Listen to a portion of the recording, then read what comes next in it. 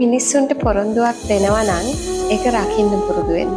මොන තරම් ප්‍රශ්න ආවත් ඒක කොහොම හරි රකින්න පුරුදු වෙන්න. මොකද තමන් පොරොන්දුවක් වෙනකොට ඒක ගැන හොඳට හිතලා බලන්න.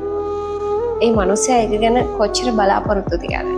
සමහර වෙලාවට ජීවිතයේ වැදගත්ම දේවල් ගැන අපි පොරොන්දු දීලා ඒවා අපිම නැති කරලා දානවා. එහෙම වුණාම ඒ කෙනාගේ හිතට කොච්චර දුකයිද? කොච්චර වේදනාවක්ද ඒක?